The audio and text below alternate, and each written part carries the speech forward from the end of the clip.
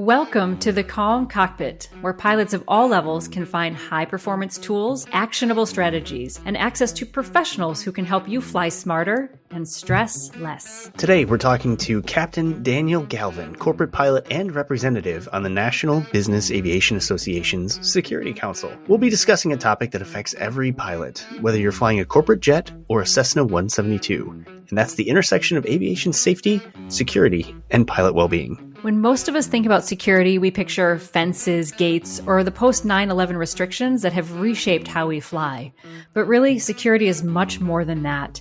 It's an invisible framework that supports everything we do in aviation. Exactly, and the National Business Aviation Association, or the NBAA, plays a big role here. Their Security Council was first formed after 9/11 with a heavy focus on counterterrorism and keeping airspace and aviation safe. Today's episode isn't just about security, though. It's about this foundation of aviation safety, the well-being of aviators, and the choices we make that keep us flying smart and flying safe. The Calm Cockpit Podcast starts now. Onyx 12 Mike Oscar, runway 27, clear for takeoff.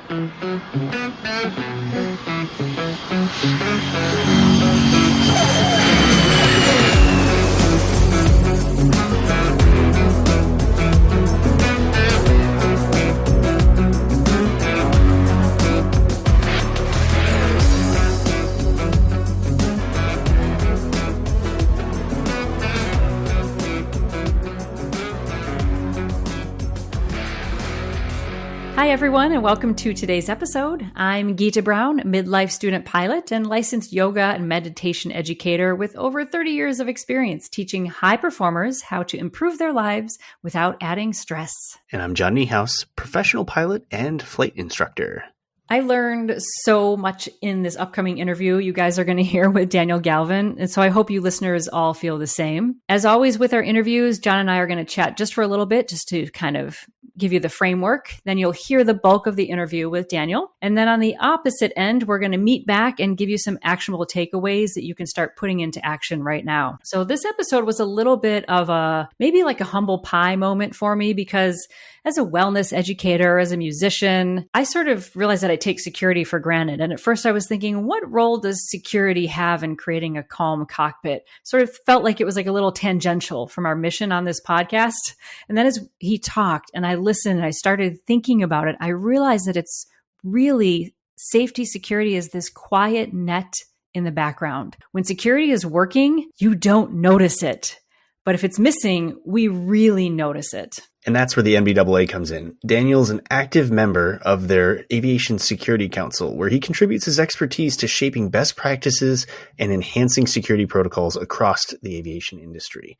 Their Security Council started back in right around 9/11 times, and back then it was more about counterterrorism and airspace restrictions and regulations. But as we'll hear Daniel talk about in the interview, the threats really have changed. They're doing a lot of work with cybersecurity, drones, GPS spoofing, and even things like if your airplane is secure when it's sitting in a hangar for maintenance. But here's what I found really interesting about this interview, that security isn't locks and passwords and gates. It also comes down to how secure we feel as pilots.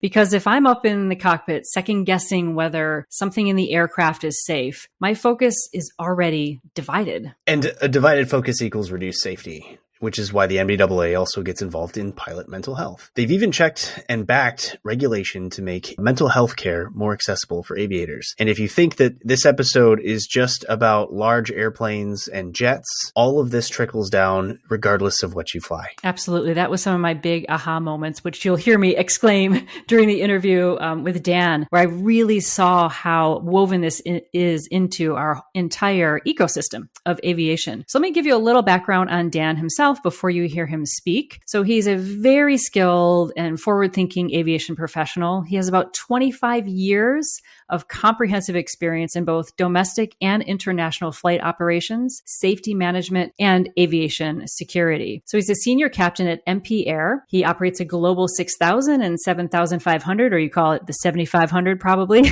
aircraft in both domestic and worldwide operations under our United States Part 91 operations. In addition additions to flying airplanes, though, he also manages and maintains critical security programs such as the DCA access and gateway programs, and he supports operational efficiency through strategic planning and process improvement. He also does work on safety. He has a role as a safety and flight standards captain, which means that he ensures that all aspects of his department's safety program align with industry best practices. He does liaison work with safety organization. He investigates incidents, and he updates those operational manuals that we all know and love to address emerging risks and regulatory changes. I mean, he has his fingers in the pie of this in a deep way, and I think it comes through in the interview. As we said, we're going to do at the top part of the interview, you'll hear him talk a little bit about his work as, I believe, a volunteer on the NBAA Security Council. And I think it's fascinating how they're really working to build things at a very ground level right now. And we're very lucky that he came on the show to talk with us. He also flew formerly for Celestial Airways Limited, was based in Dubai, and also for E-Trade Financial Corporations. So you can see he's got this real wealth of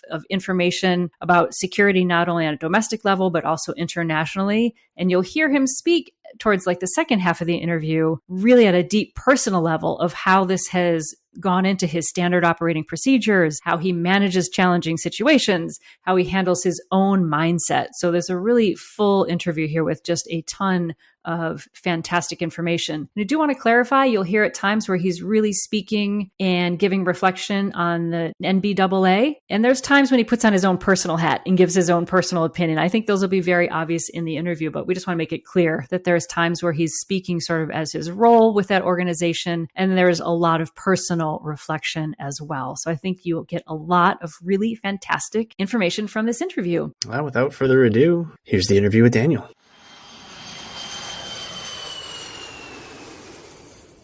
Captain Daniel Galvin, welcome to the Calm Cockpit.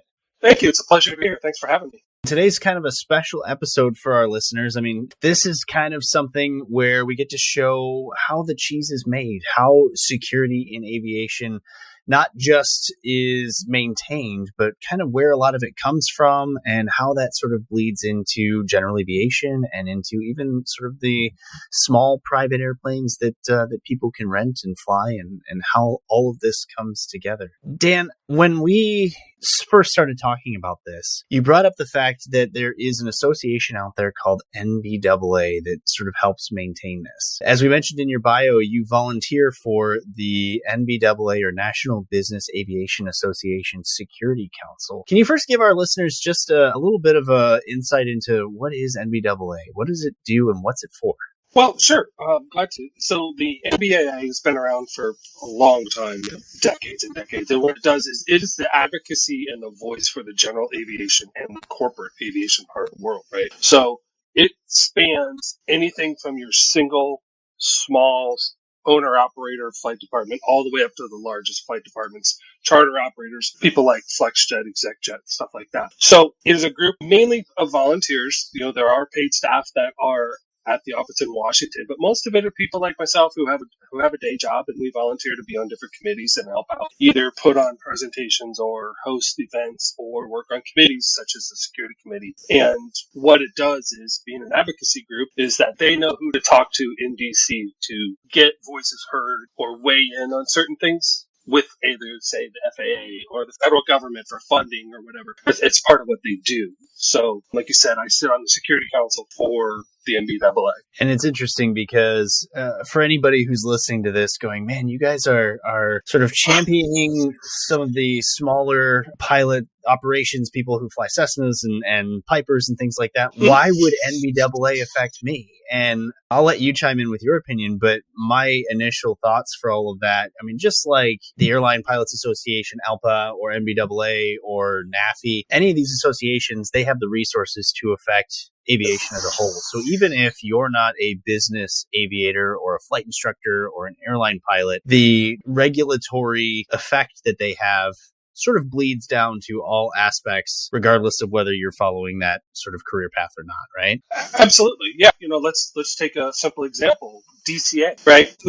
Just go look at a sectional for the Washington, D.C. area, and you're going to see prohibited airspaces. You're going to see, DCA itself, right? There's certain airports around the DCA airport area that are not easy to get in and out of, and it's for a reason. To get into Reagan itself as a Part 91 operator, you have to have a fully vetted, fully established security program. So yes, it does absolutely affect everybody, because you can go for a Sunday afternoon flight up the Potomac to a certain distance, and then you're gonna have two nice people in F-16s, one on either side of you, escorting you home. And the other way it plays in, even beyond DC, where this is a big country, right? Most people that probably hear this don't ever fly near Reagan or even the East Coast, but TFR surrounding sporting events or race car races or national power generation, like nuclear plants and stuff like that. Those are all restricted airspace. And part of what the NBAA does and especially the Security Council, is advocate for your access to things like that, right? Or to those areas. Say you want to go to the Super Bowl in your private airplane, you can do it, but there's a process for it, and it comes from down from above. TSA, FAA will push it down, and then people like the NBAA can go, okay, we get it, but here's how this will affect this group of operators or this group of operators. So it's kind of one of those things. It's like more perspectives make a better picture, right? Because I'm not going to know everything, you're not going to know everything, but together we can go, oh right, that's your blind spot, that's my blind spot, and hopefully we can work something out to make it better access for everyone. Yeah, and people forget that if you go to your local airport and rent an airplane, guess what? It's a private airplane. It doesn't have to be a jet, right, that has multiple seats and flies halfway across the country. It can be a Cessna 172 that you and your friend rent for the day to go get $100 hamburger. It affects us all. Well, it absolutely affects us all. But the other thing is like, I'm of a certain age now, right? I remember when all the ramps at the FBOs were covered with King Airs and Hawkers, and if you saw a Gulfstream 4, you're like, that thing is huge, and you'll see like 2 of them a year or 2 of them a month, depending where you are. The evolution over the last decade or two, the airplanes have gotten bigger. So where I'm going with this is like, when I graduated college in the 90s, one of my friend's first corporate flying jobs was actually in a PA-28 Archer. So there are companies to this day that still do that sort of stuff, that fly those sort of airplanes. So the person sitting next to you in your T hangar with an Archer or an Arrow or a Saratoga, yeah, it might be privately owned, but it might also be for corporations. So these sort of things affect them as well, right? It's not just those of us that are sitting 45,000 feet doing Mach 8.5. Mm-hmm. Mm-hmm. And it's serendipitous, because I think a huge part of what we do and how pilots are trained and especially bringing new people in, a lot of it revolves around safety and security and how that feels and how that's affected, and maybe even sometimes the hoops you have to jump through. And a few weeks ago, I was actually honored to be a part of the Love Fly podcast. And one of the things that they brought up in that podcast was just the feeling from the passenger side of how they feel safe, and knowing what kinds of things are in place from a regulatory standpoint or a training standpoint of, if the pilots are safe, then the passengers are safe. And so I think what people will get out of this episode, more than anything else, is just understanding how all that comes together, why it's there, and what even civilian operators are doing to affect sort of how the future of that looks. Absolutely. Like you said, if the passengers know what you go through as a crew member, their peace of mind is worth a lot, right? So if they know, hey, all of our people have been through this training, or all of our people have been through that training. It's like you and I were talking before we hit record, was like, you asked me, hey, what have you been up to? I said, well, I was in cabin recurrent a couple of weeks ago. And you're like, really? I'm like, yeah, our department, all of us, flight attendants, mechanics, EP, pilots, we all go through cabin training. Well, why? Well, partially because it includes important things, but also for the peace of mind in the fact that our bosses go, right, if our flight attendant goes down with something, the rest of my crew can do this, do their job in a pinch. So yeah, those sort of things, they can be inconvenient conversations to begin with. You're like, hey, boss, we need to go do some more training. But overall, my experience has been that after you get past that conversation, everybody's like, yeah, this was a good decision. So before we dig into the nitty gritty, I guess the other sort of informational question for you is, okay, we know what NBAA is. We know that you volunteer for this security council without saying anything you're not supposed to. Let's talk about this. Where did it come from? What does it do? And what can our listeners learn from this? Sure. So the Security Council was created in the aftermath of 9/11. There was a lot of things in our world that changed that day, and aircraft security was one of them. Originally, this council was established as mainly a law enforcement style. Hey, we're worried about terrorism. We're worried about hijackings. We're worried about that sort of aspects, right? Access to Reagan. Because after 9/11, Ronald Reagan Airport was shut down for months to access to anyone who wasn't an airline. So the NBAA got together and said, hey, we've got people that got different sets of skills. Let's put a council together, see if there's anybody interested in kind of taking on this role. Because we as operators and we as the flying public have kind of some rights to what we can access or what we can't access. And the council was established to do those things and have those conversations with people like TSA, with DHS, with the FAA, take your long list of three-letter agencies, and there's probably been a conversation with the majority, if not all. So for the longest time, the Security Council was focused on access to Reagan, the 12-5 program, charter programs, right? All the security aspects of vetting crew members, stuff like that. Access to TFRs, and then ran with that role till roughly about the time COVID hit, right? And so we as the council kind of went dark, not because we wanted to, but because the resources weren't there. And then coming out of COVID, the NBA reached out to all of the former members and said, hey, it's time. We want to fire this thing back up and get going again. So what we do now is we do still have those conversations. We still do advocate for access for operators, but we've kind of expanded because when the council was established, no one knew what a drone was. Mm-hmm. Now we're sharing airspace with them on a daily basis. It's going to grow exponentially over the next decade. We're going to have to interface with them on some level. Things like jamming and spoofing, that's new too. Well, how do we deal with that? And we if you put my NBAA hat on, we as the NBAA or we as the Security Council owe it to our operators because a lot of our operators go all over the world. So they need to be informed on what's out there, what's happening, who to talk to when something happens, how to pass the information back to us so we can speak better for them. But the other thing is it's not only those of us that are going out of the country, that information needs to be spread here across the United States because it hasn't happened for the most part here yet. Doesn't mean it won't. So trying to be reactive in a lot of ways, we're trying to be a little more proactive. Another thing that we've really expanded into is cybersecurity. That can be anything from a small airplane all the way up to a large Gulfstream or global. So cybersecurity issues are huge, right? It's stuff like that we've kind of grown into. One of the things that we did, we looked at is we need more expertise in cybersecurity. We need more expertise in maintenance because, you take your airplane and park it in the hangar at a maintenance facility for 6 weeks. Who's watching it? Who has access to it? What can happen? And it was just one of those conversations we were having. We're like, I think we just found a blind spot. Mm-hmm. So there's a lot going on, but that's kind of the focus at the moment. It's interesting, and I'm not sure if this applies or not, but one of the big sort of conversation points over the last, call it 10 years or so, especially on the GA side. And when I say GA, I mean light piston airplanes. Yeah. A lot of the associations were talking about how the security at airports, even at some of the smaller ones, were increased post 9/11. And one of the negatives to that, especially for somebody who's coming into aviation or has a desire to come into aviation, is that's just not a very welcoming environment. You walk up to your small local airport and there's barbed wire, there's fences, or whatever that looks like, and it's a very stay out, go away standpoint. But you've got a flight instructor on the other side of the fence going, "Please come in. I need you. Come here." Yeah. I need to pay my light bill. Right.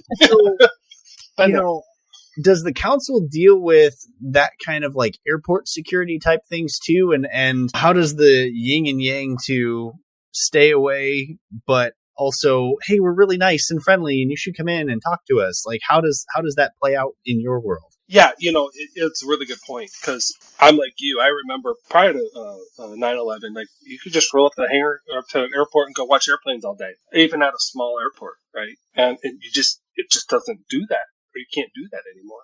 Not to the same level, anyway. It is something that we talk about. It is a line that we walk because both sides have very valid points and very valid needs.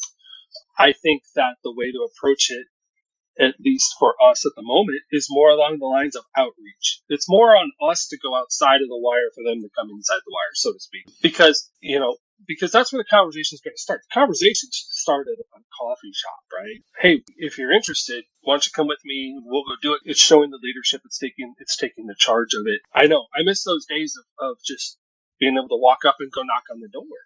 In fact, I was recently had that experience here, and it's interesting that you bring that up because I was on my way driving back home from a couple of errands, and there's a small little airport, 15, 20 minutes from my house, and I was like, I'm going to drive by there and just go see where to take to get checked out, or so I could take my kids for a ride or my wife for a ride or whatever, right? So I rolled by there, and this little airport in the middle of nowhere had 8-foot tall barbed wire fence and a gate. I'm like, I don't even know if the place is paved.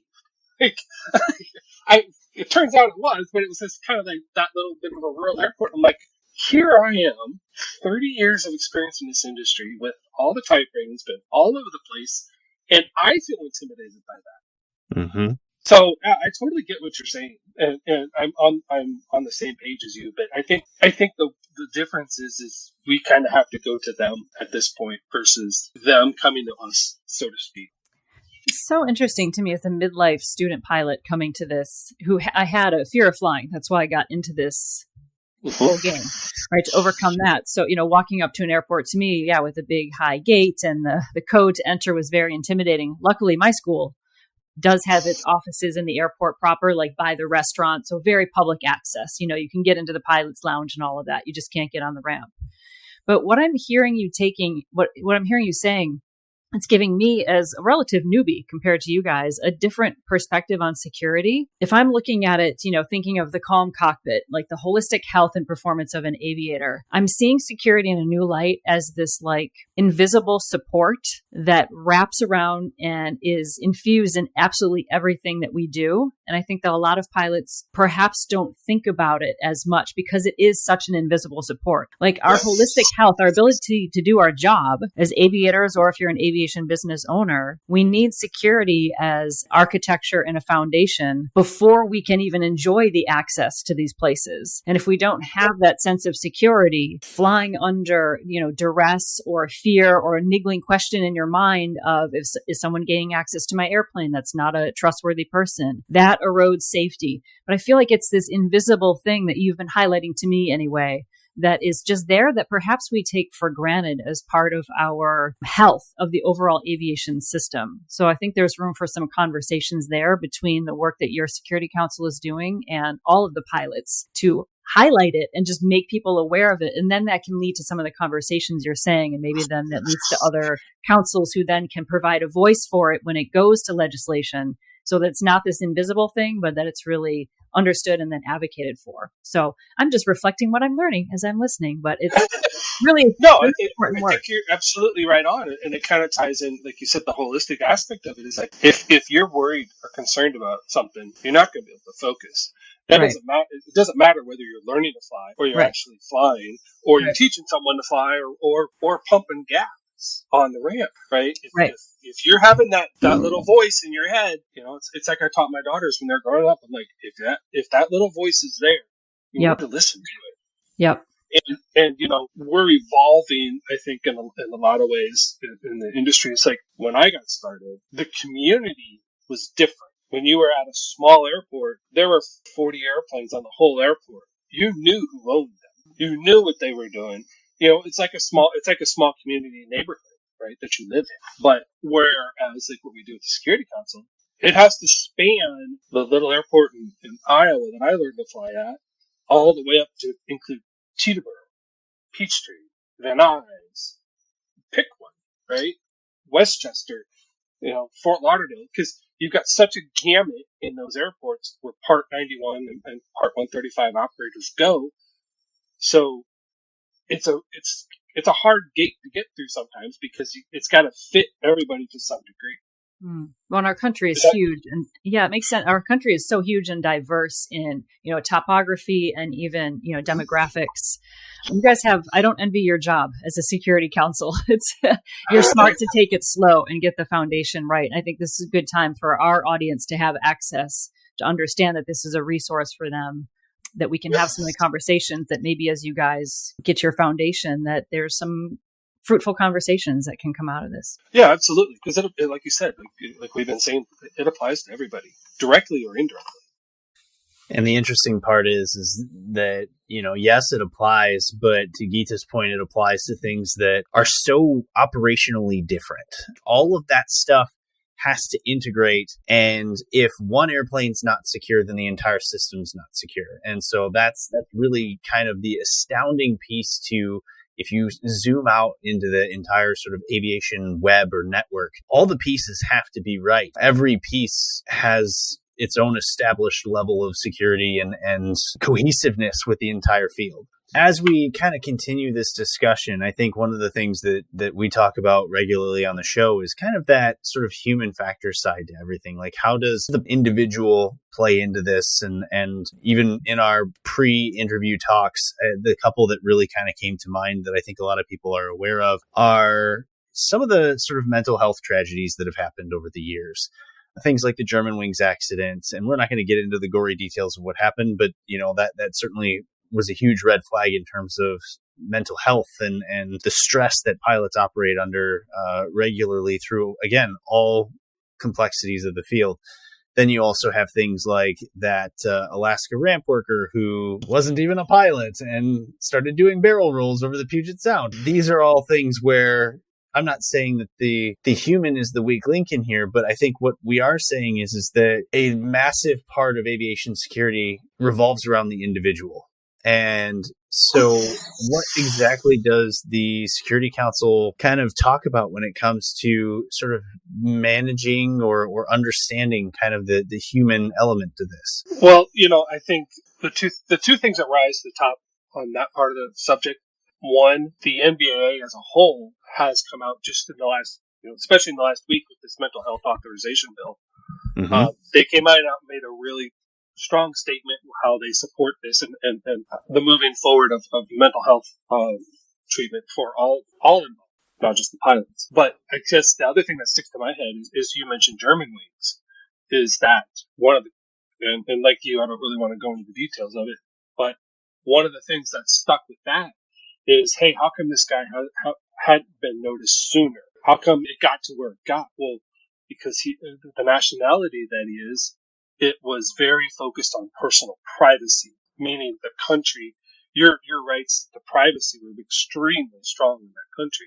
So he was under no obligation to really bring that out. So what does that mean for what we do? Well, it ties in because we're trying to open conversations, kind of like what came out this week in the statement for the NBAA. It's like, look, this is important stuff. We need to start being more open about this. We need to start handing access to people that feel like they have nowhere else to go, because that in itself will create security. We don't need to over legislate. You have to balance personal privacy versus need to know, right? It is a line to walk, and we have those conversations, absolutely. But it is definitely an issue, and we all know it, and it is something that I see permeating all of what we do in aviation going forward. It seems like now things are just getting going. What was, you mentioned NBAA's official stance.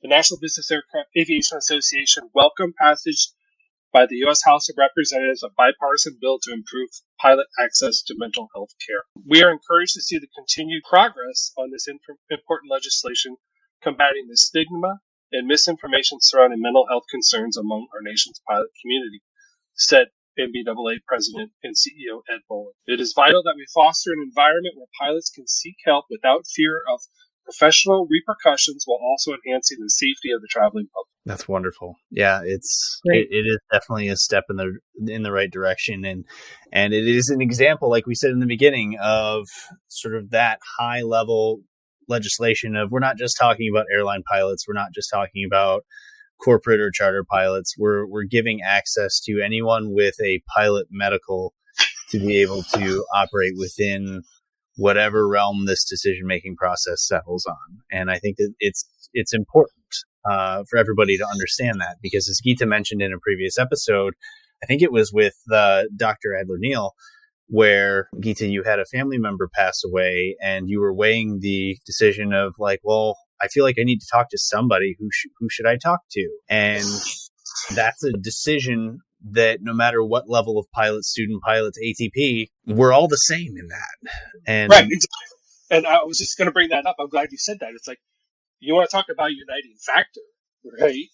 Geeta, as a student pilot, you're sitting here with two guys who've been around the block once or twice. The three of us are all in the same boat when it comes to that topic. We're at the same level. One thing I was thinking about this morning before the phone call was I recently did a program called Mental Health First Aid. Have you ever heard of this? No. So there's another group that I'm a part of. It's the Northeast Safety Roundtable. It's a large group of corporate operators, basically from where I live east and from Richmond, Virginia north. What they do is they get together and we share. Our safety officers all meet a couple times a year. And one of our meetings, we did a mental health first aid training. A bunch of us, I think there's 24 of us or something in the class that day, are all now certified mental health first aid responders. So I think it's things like that are starting to seep into our industry that are going to be some great tools. And there's a couple guys that I've seen speak. One of them is a BA captain. I can't think of his name right at the moment, but he does a peer support group, which those sorts of things exist within the airline unions, internal to themselves, but we don't have access to that. So this guy started this peer mentor group, and according to him, 80% of the time people feel relief from just speaking to a peer mentor. Mm-hmm. Absolutely. Yep. And so like those two things like that, if they worked hand in hand, that would take care of an awful lot. So yeah, This is absolutely necessary. I am so intrigued by this mental health first aid training, and I think John and I are probably going to be looking that up and perhaps a future episode. This is, wow. How cool is that? This all reminds me so much of what you were saying when we first started talking about shifting from this reactive stance to being a proactive stance with safety. And it's the same thing with mental health. I feel like the conversation is shifting from, oh, you have a mental health challenge. That means you have a mental health issue. Oh, you go in this bucket over here, to no, we are all human. Guess what? We all have mental health issues. And it exists along a spectrum where a lot of low-cost, free, very simple interventions can make a profound difference. And I think that's a really great place for the conversation to shift. And I hope that as all this grassroots stuff is starting, that also eventually makes its way towards the legislation, which is more sticky and tricky because it covers so much. And it's hard to, as you said, balance that personal privacy versus the need to know versus when does a diagnosis tip into being something that is truly detrimental to your ability to do your job. But I love this idea of shifting from being reactive to proactive and also normalizing the fact that mental health is not something that you either have or you don't have. It's a spectrum that you should always be working on, just like you work on your physical health and your relationships. It's like part of our responsibility as a pilot. So I think this is all great stuff you're bringing to light here. Well, and I think that again, this is me speaking personally, but one of my other jobs is our company safety officer. And if you look at the history of safety management and safety programs, it started out as a reactive, hey, how do we fix this? But as it's grown over the decades, it not only has it gone from being reactive, but now it's trying to be proactive or predictive. Now, I wouldn't say that anyone's trying to predict someone's future mental health, but it is an evolution, right? Currently, we're at where safety programs were a few decades ago. We're reactive with a mental health aspect of it. But if we keep kind of going where we seem to be going, at some point, I think, I wouldn't say, like I said, I don't want to say predictive, but proactive, I think would be a better term for it, is that it's just a matter of evolution time. It is interesting to me to see how things have changed. I mean, if you had been 10, 15 years ago and you said, hey, there's a mental health first aid course to a bunch of pilots, they all would have looked at you like you were from a different planet.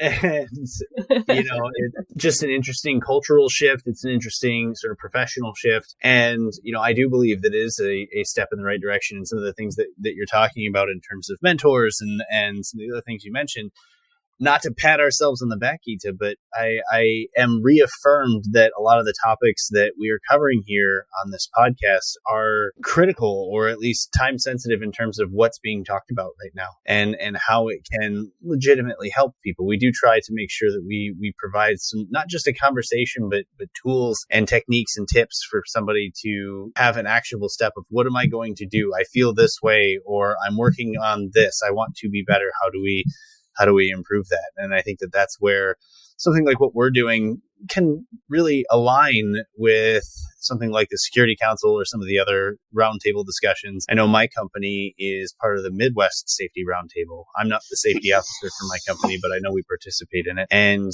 I also know that, again, when it comes to security issues in flight, I mean, we were talking earlier about collision advisory issues and traffic awareness and things like that. I mean, that does not just apply to us. And when it happens to a larger airplane or a larger operator, it just brings to light something, because we have a larger platform and a louder mic than somebody who's in a 172 or a Piper who's had the exact same thing happen to them, but they've had nowhere to go with it. I mean, yes, you can fill out a NASA form. Thank you, JJ. But you never quite know exactly what kind of effect filling out a NASA form is going to have. It just kind of, again, continues to reiterate that fact that what happens to some of the larger operators happens to all of us, just at a different platform. I appreciate the humility of, don't want to pat yourself on the back, but the reality of it is you should be proud of it. You should be proud of the work that you're doing, because it's important work. And if it's not for somebody like you guys that are trying to get this out here, someone's not going to hear it. So I think you guys are dead on where you need to be. And, I just had a thought about the peace of mind aspect that we had earlier. I used to fly for an individual who would only hire pilots that were married with kids. And one time, I don't know if it was myself, I think it was somebody else in our department asked him, I said, why will you only hire pilots that are married with kids? And his response was really straightforward. He goes, it's peace of mind, because I know you'd have a reason to go home. Interesting. Wow. So that really that's a real practical tie into the whole peace of mind conversation we had earlier. And that, when I was standing 3 feet away from him, 4 feet away from him when he said that, I'm like, whoa, I just got hit across the head with a 2x4. Like it was that impactful, because I never thought of that way. Wow. And, the people that we tend to fly, John and I tend to fly, and correct me if I'm wrong, but the airplane is an extension of their home or their office. Mm-hmm. Two places they feel extremely safe. And working for publicly traded companies or high net worth individuals, there are very few people that can tell them no and survive their job. And stick around, yeah. And stick around. But I get paid, that's what I get paid to do. I don't fly for money. I get paid to make decisions, and I get paid to make good decisions. And if you're not where you need to be, then that gets to be an issue. And these people are, especially at the levels that we operate at, these people are extremely good at reading situations, reading the room, and reading individuals, because that's how they got where they got to. So you may be able to tell yourself that I'm okay. Doesn't mean that somebody else is going to believe it. That's like the heart of human factors right there. Right? I'm like speechless, but not speechless. So as we start looking at sort of the individual security, and this is more, I guess, for you and all of us to just kind of discuss less about the Security Council, but to your point of trying to figure out if you're okay, and somebody may be standing in front of you putting any kind of pressure, or maybe they don't intend to, they're just there by their presence. Sometimes there's pressure. What kinds of things do you personally do as a professional aviator in your position to sort of mitigate, am I fit to fly? Am I going to a place where I'm anxious because it's dangerous, or I'm anxious just because I don't really want to do it? Like where does your brain go in those types of scenarios? So I operate personally out of a mental model that I hope somebody else created, because I do not want to take credit for this. So I was thinking one day, I was like, people often talk about, are you going to give 100% or 110%, or, because it's a graph like this, right? It's like a bar graph. And I was thinking about that. I'm like, if anybody tells me they're going to give 110%, that tells me two things about that person. one, they don't know what they're capable of, or two, they're sandbagged for whatever reason. So that got me thinking, I'm like, well, what do I really need? Because people use those terms all the time, right? And they don't mean them ill by using that term. And I was thinking about, like, to me, I'm like, I operate more in a circle. So if you were to draw a circle and place yourself in the middle of it, and then around the circle, I place things that matter.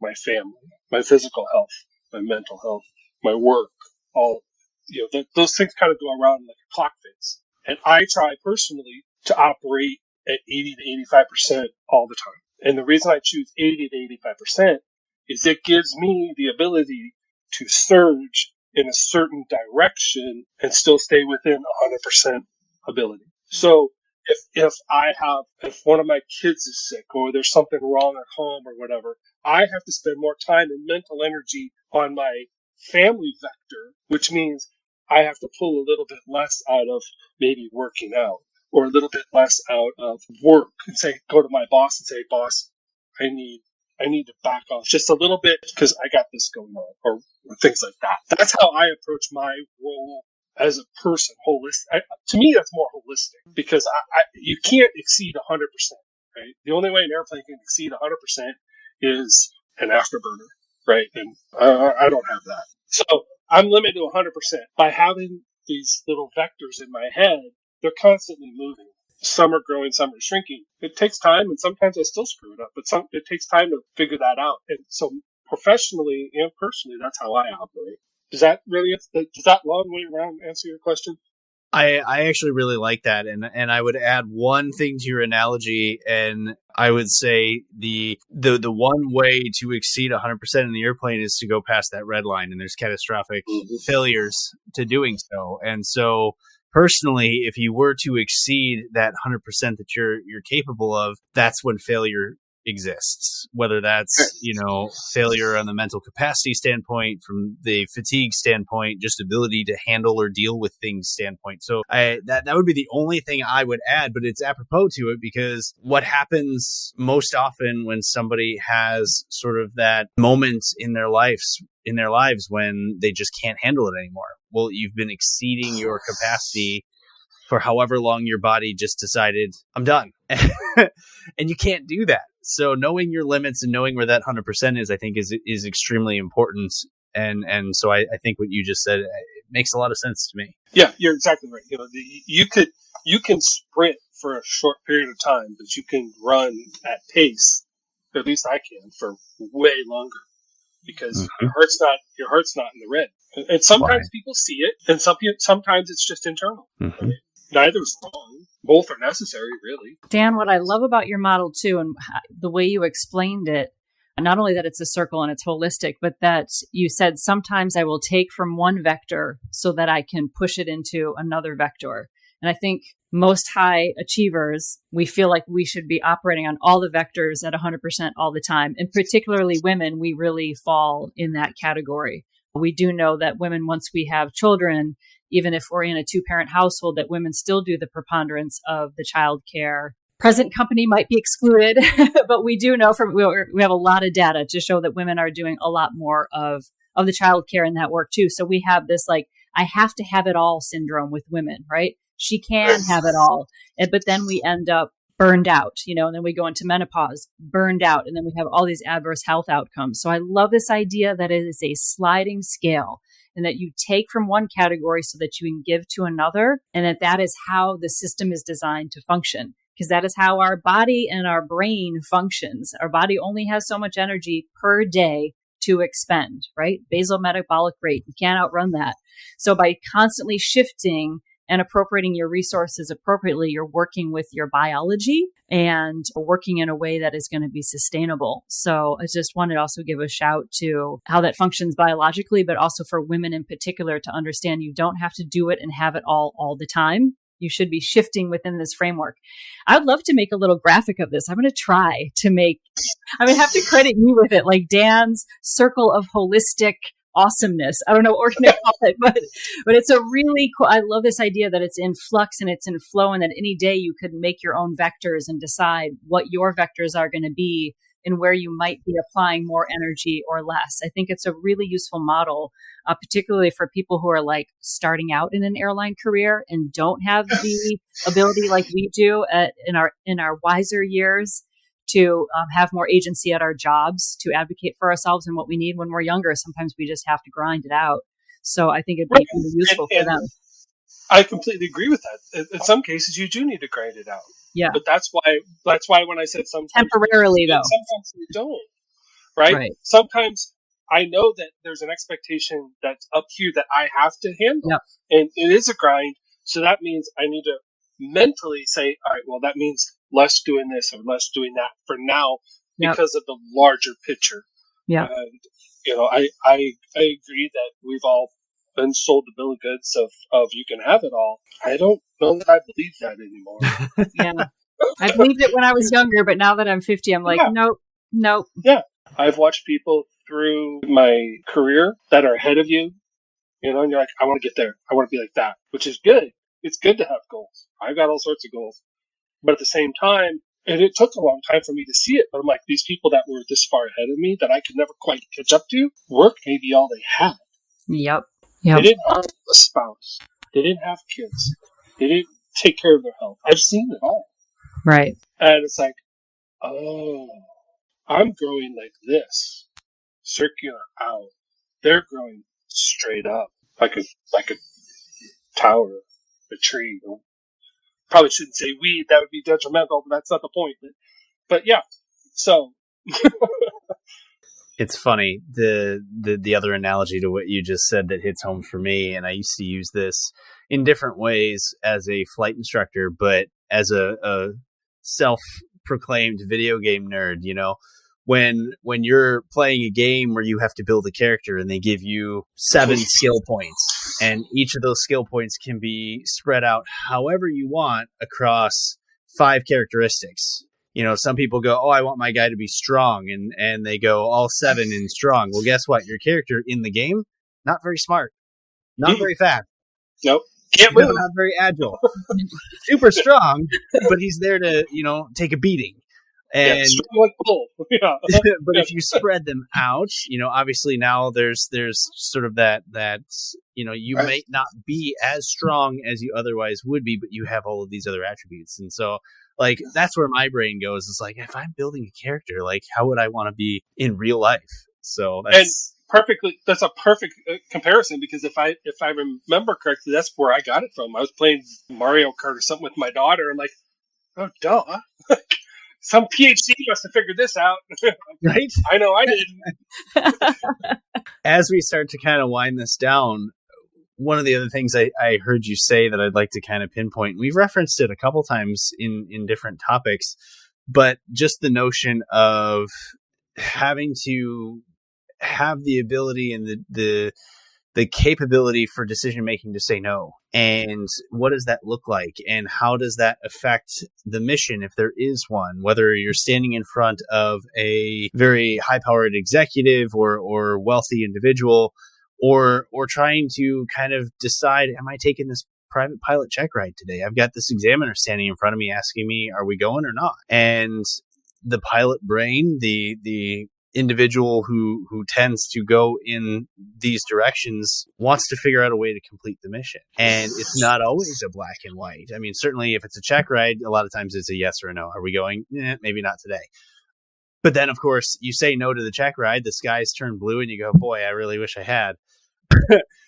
In our world, it's not always a yes or no. It's a, well, we shouldn't do this, but maybe we can get close. I can't get you into West Palm. Maybe I can get you into Lauderdale or wherever. What does that look like in your mind, where it's, I don't want to tell this individual no necessarily, but I also have the weight and responsibility of the safety and security of this flight? Like, what does your brain go through in that? Sure. I always show up with an alternative. I've had those conversations many times, and I'm sure I'll have them many more times because of what we do. But what I'll do is I'll sit generally in the cockpits where most of the time it happens. Hey, the weather went down in Teterboro or whatever, and what are we going to do? So I'll sit there with the other crew member and say, hey, this looks bad. Let's talk this through. And I go back to the boss and tell her, hey, we can't get in here. However, we've already talked about this, and if we make the call now or whenever we need to with enough notice, we'll have the car standing by at this place. It's 20 minutes extra. If I were to try and go to our destination and it's probably going to be this long to hold, then there's going to be a line ahead of us. So we're talking grand total is going to be 90 minutes where I can take you down the road to a different airport, be 20 minutes, whatever the example is. So I show up with one or two options already in my hand because that shows that I've kind of thought out of the box to the boss. It also shows that I'm not saying no, but I'm also saying, hey, this isn't a great idea. However, here's the cost of it to do something else that's going to get you really close. And every time that I've had those conversations over multiple bosses and owners and all over the world, they've all said, do this or do that, make it happen. And it's never been an issue. If you're showing to take your private pilot check ride, like you were saying, and the weather's crummy, and then an hour later it turns blue, that happens to us too. I've diverted many times and went to other places and go, well, shoot, that didn't work out. It's not the end of the world. But if you show up on your truck ride day and the weather's crummy and you have the examiner standing there, the amount of maturity, the amount of wisdom that is going to be shown through, but you going, today, this is kind of on the edge, or this isn't going to work, but I already checked the forecast, and if it works for you on next Thursday, forecast next Thursday is great. That's going to show an awful lot of maturity and good decision making. I would be hard pressed to say you'd find an examiner that goes, yeah, that's not going to happen, because they're going to be pretty impressed. Wise do you agree words. with that? I do, and I have similar techniques. I think it's even more important for somebody who is maybe flying themselves, and the boss is them. Right? Because sometimes you can put almost more pressure on yourself to finish a mission, even when it's just, I wanted to go out and fly, or I wanted to take a family member out because I've been talking about how I got my certificate a month ago and they've been asking about it. And, you're trying to shoehorn yourself into it, and maybe the conditions aren't right. Maybe the airplane's not ready, or you're not current, or any number of other things. And so what I'm hearing you say from any level, I think a lot of it starts out with sort of that communication. You don't have to do it alone. If you're in a crew, that's easy because you just go to your crew. But if you're a private or an instrument pilot, there's always your former flight instructor. There's always somebody at the FBO that, hey, I'm thinking about doing this. You and I don't know each other, but would you do it? Yeah. I don't know a single pilot that, outside of being on their way to getting out the door or something, like being late, that wouldn't stop and have that discussion with somebody in need. And so I think that's very important. I couldn't agree more. I mean, there's a list of about 4 or 5 people in my phone that whenever I start to get a little twitchy about something, I call one of them at least. And I was like, here's what I'm doing. Does this make sense? Mm-hmm. And they'll listen to it and they go, yeah, you're good. Or that's really dumb. Oh, right. I didn't think about that. The most concerning to me is the single pilot, because you are your own echo chamber if you allow it. Mm-hmm. And you said, hey, I want to go do this. I want to take this friend for a flight or whatever. I would reframe the question. Is it a want or is it a have to? Do I have to take this person for a ride today? Or do I want to take this person for a ride today? Those aren't the same questions in my mind. Mm-hmm. That's how I look at it. Your student pilot in the room has been taking a lot of notes on this section, particularly as I'm flying, I'm making more PIC decisions. And we had a maintenance issue in the plane the other day. And the maintenance guy said, it's good to fly, but your PIC, you have to decide if you're comfortable. There was a little something hanging down in the engine compartment. I was like, ooh, this is what they were talking about, where it's up to you. But I am trying to actively cultivate that list of resources of people that I can call, particularly once I do get John has already been the recipient of night prior to flights texting and going, am I crazy? Should I do this? Should I not do this? What should I do? I think it's really important for single GA pilots to, like you said, not be in your own echo chamber and to be actively checking in with other pilots and just make that part of your standard operating procedure, that any go, no-go decision is never on your own single point of failure, which is you and your own brain, but that you're bouncing it off of other people. I think that's tremendous advice that I will definitely be endeavoring to follow. So thank you. Mm-hmm. Well, and it's something that's been going on in this industry forever. It's not something we necessarily talked about, but it's been going on since the first days of flight. Really, people are having conversations. You may not have been privy to it. It wasn't put on social media. It wasn't, wasn't in a group text thread. But all these conversations, this is hanger flying. So a lot of these conversations have been going on for a long, long time, especially in the early days when the people are trying to figure things out. I will say, Geeta, to your point on the maintenance side, those are some of the hardest ones. Oh my gosh. I've been in those shoes where the maintenance person goes, well, it's up to you. And you're sitting there going, well, I don't really know exactly what it is that you're talking about or what work you did. What do you think? And they go, I'm not telling you what I think. You're the pilot. I fixed the airplane. What more do you want from me? And you're just like, I want an answer. Yeah. Yep. So that is a tough boat to be in. I've been there. I've even had it. It's funny. I've been on the phone. I remember I was on the phone with a weather briefer one time back when you actually used to call briefers. Oh, remember that? Yeah. Yeah. And it's funny. It was actually during my charter days because we were trying to get, it wasn't that long ago. We were trying to get some weather information and I called as like a last resort because I was like, I don't even know if they still answer the phones anymore. And the briefer was surprised because I don't think he'd gotten a phone call in a while. And so he just wanted to talk. And so we had, I don't know, a 20-minute discussion. And I ended up with like, okay, so you just described all the weather stuff. Half of it I understand. What do you think? And again, comes back to, well, you're the one strapping yourself to this thing. What I think is irrelevant. What do you want to do? It's like, oh man. So that can definitely be the hardest decision in the world when you're sitting there, especially thinking you're talking to somebody and maybe there's that extra bit of expertise coming out and they're just going, well, good luck. Yeah. This is where I get off. Yeah. So it is the weight of being PIC. It is. It really is. That's a very true statement. It's a very true statement. So Dan, as we finalize things here, do you have any kind of final thoughts or anything else you want to share about the Security Council or NBAA as a whole? Sure. I think it's a great organization and I think we do some really important work. What I would suggest is just log on, go to NBAA.org and start poking around, see what you can find. Look for our Security Council or look for the Safety Council or just kind of have a look around because I'd be willing to bet there's a lot more there than you realize. Even as someone who's on the council, I was just on the website this morning, look at a couple things and I was like, I didn't see that before, or I did, and I forgot it. But it's well worth your time to have a look around and just start asking questions. Somebody no matter where you are in your journey, is going to know someone. That's the nice thing about this industry is it is a small industry, and we all know each other.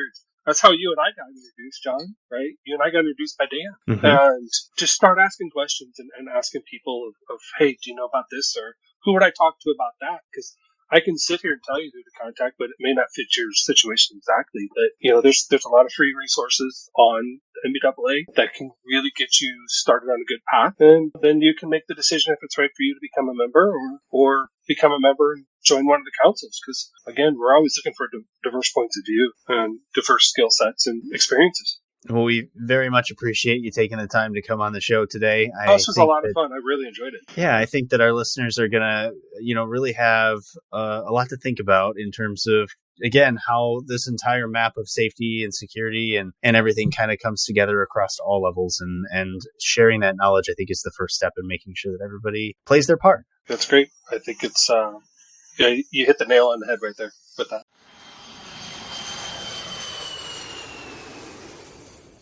Welcome back, everyone. John and I here, and I hope you found that discussion as rewarding and interesting as I did. As I said, it really sort of changed my mind on security, and it got me thinking about what are some of the most actionable takeaways that we can give you pilots. You can start really putting into your toolkit today. So let's run through a few of those right now, John. The big one for me was to really reframe my thinking of security as this separate entity, this thing that just happens, but actually treating it like it's an invisible support. And it's forced me to realize that instead of letting it just be an invisible support, to start noticing the places where that security is happening. And if there's things that I can do to help that, and even if by noticing it can strengthen it as well.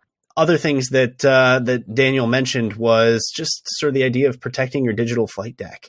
So making sure that you're staying up to date with things like GPS spoofing and jamming. And we think of that as an international thing. But over the last few years, the military has actually brought down the GPS network over on the East Coast. And they always put out NOTAMs and updates saying, hey, there's going to be a GPS outage. But a lot of people don't really understand what that means. And if you're relying on it and you fly into that area and all of a sudden you see your GPS just disappear, that can create a lot of confusion. And so making sure that you're up to date on all of that is incredibly important. Absolutely. I like to think sometimes, I'm in the solo phase of my training right now. I don't ever really feel like I'm as solo as I think I am, because there's this whole web of things that has to happen for me to fly solo. And the security is part of that underpinning the whole time. And part of that is another takeaway from Daniel, which is securing our aircraft when it's on the ground. So making sure that we feel comfortable with how it's even stored at the maintenance hangar, thinking who has access to my aircraft when I'm not around, and treating the hangar and shop security with the same seriousness as a pre-flight. So again, instead of taking it from this invisible thing that we take for granted and therefore we don't notice when that safety and security is slipping, actually taking a little time to notice it. And in doing so, it can enhance the overall safety of the system. Then overall, we fly better and smarter because we're feeling a little more settled and grounded and really plugged into the whole system. Now, the one thing that isn't invisible, and we talked about this as well, is just the notion of the very visible security fences and gates and barbed wire and all of those things, and the dichotomy between trying to welcome new people in, but also kind of, squinting at them as they walk by. Like, are you supposed to be here? We want you here, but are you supposed to be? And sort of weighing what that looks like and what that means and how it feels to newcomers. And so making sure that we understand that being inviting is important, but sort of trusting in our procedures to make sure that the people that we do invite are there for the right reasons. Yeah, I think of this, it's coming to this as a formerly fearful flyer, and then someone who came to general aviation to help me overcome that fear of flying. It's super intimidating when you drive up to an airport and there's nothing but fences. And I'm talking a general aviation airport, there's like little putt-putts leaving from there. And there's all this massive security. And so it does feel extremely unwelcoming. And it feels like the message that most fearful flyers tell me, my friends say, I don't belong here. You don't belong here. It's inherently unsafe to be here. So we know that we need those fences. We know that they're there for a good reason. And so I think maybe one of the counters is to think of ourselves as being an ambassador for aviation. For me, one of the greatest delights when I get to do that solo taxi past the airport diner on a Sunday is when little kids are hanging on that fence looking at me. And of course, I'm maintaining situational awareness, but I can wave to the kids and they can make that connection that there's a pilot there waving at them, and that fence for just that moment disappears. So I'm trying to think of myself, and I'm calling out to any general aviation pilots out there listening. Are there ways that you can safely invite people onto the ramp, even just to look at your aircraft, to touch the airplane? Do you have a few minutes to invite that little kid and their family just to check it out for a moment? Because that also is part of safety, is bringing the community into what we're doing as well, and not having the gate be a barrier for the people that we want to be there, but keeping the bad actors out. So I think just there might be little ways that even I'm going to change every time I walk through that gate. So another thing we talked about was just the care of your mental fitness and fitness to fly. Mental health equals flight safety. If you're not fit mentally, you're not fully fit to fly. So learn about different programs that are out there, both in aviation and outside. Dan talked about a mental health first aid program that he took that was peer supported and was extremely helpful to him. I'm not sure exactly whether that's something that is accessible to everyone, but certainly it's worth a shot. And normalizing, just checking in with yourself. Am I okay? Do I need to talk to somebody? Do I need to just not fly today? What should I do? And some of that is just at the idea of not overexposing yourself to all the things in life, saying no when you need to. Not every opportunity, even if it's a good one, is something that you have to participate in. It can always be something that's held for later. And he talks about the idea of operating at like an 80 to 85% capacity, because that gives you the ability to then ramp up to 100 instead of ramping above 100 and burning yourself out. So I thought that was quite profound, and it's just words to live by. Yeah, I loved that mental image he gave of that sort of circular graph where he's applying effort in different vectors. And you can, in my mind's eye, I can see, the family vector getting full, and then the, prepping for a test vector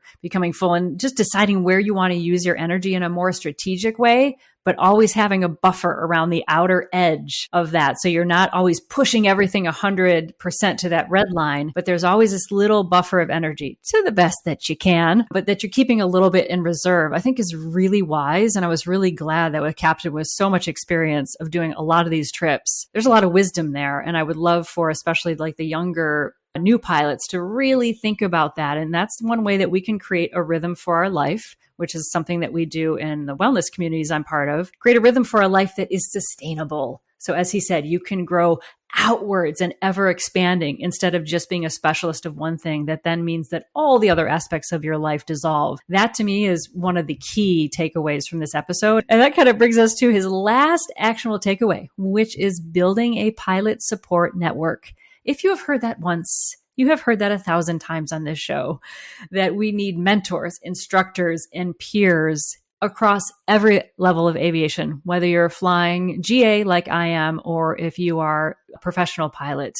We need other people that we can count on. And that's absolutely vital to our security, our safety, and quite honestly, our sanity as well. So as we wrap up today's episode, I would love to encourage you, if you found any part of this useful at all, you can always drop us an email at calmcockpit@gmail.com. Give us your opinions, your reflections on how these issues are affecting you in your life, especially if there's anything we missed or you'd like to hear a bit more of in a future episode.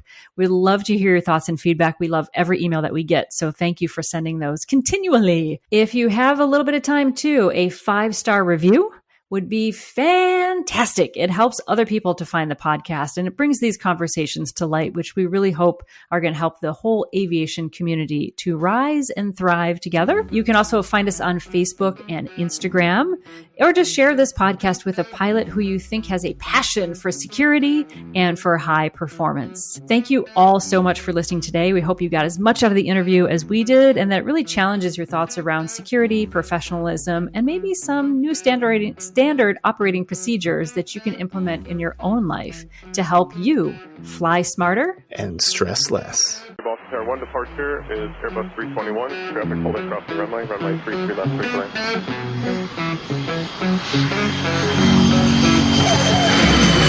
lane.